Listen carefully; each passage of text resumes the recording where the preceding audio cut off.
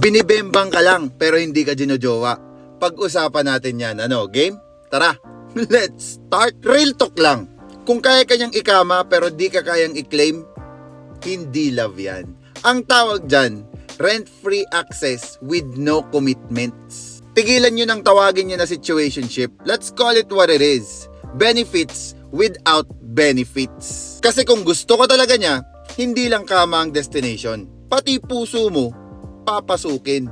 Meron mga ganito na sa gabi lang sweet, tapos sa araw, nakakalimutan ka, parang may amnesia. That's your sign to wake up. Meron kasi na mga master sa good morning text pag tinamaan ng bogli. Pero pag sa responsibilidad na, sinzone na lang muna. Hoy, huwag kang magpalis kung wala namang planong bilhin. Tandaan mo, kung nirirespeto ka, hindi ka gagawing pastime. Kung palaging kayo sa kama, tapos ikaw lang sa labas. Hindi ka side chick, hindi ka situationship. Napagtripan ka lang. Alam mo yung masakit? Hindi naman yung ginamit ka, kundi yung pinaniwala ka na may kayo. Yung akala mo may as, pero ikaw lang pala yung consistent sa fantasy. Mga lalaki naman, wag naman natin gawing test drive, no? Di naman sila kotse. Kung gusto lang sumakay, kumuha ka ng Grab. Palagi na lang ginagawa, basta may alak, may balak. Paglasing, dun lang malambing. Kung may pang-invest ka nga sa alak, mag-invest ka rin sa respeto.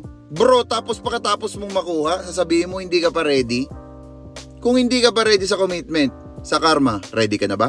At girls, wag nyo namang tawaging connection kung puro last transaction lang. May pagkakaiba naman yun. Kung naiisip mo lang siya kapag malungkot ka, baka hindi mo naman talaga mahal. Baka naghahanap ka lang ng distraction.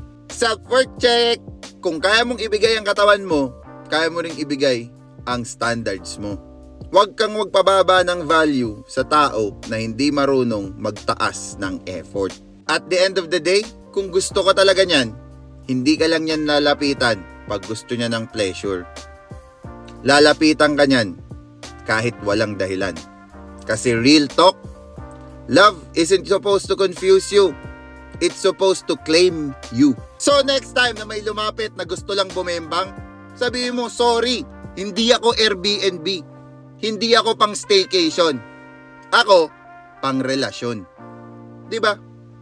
Peace out.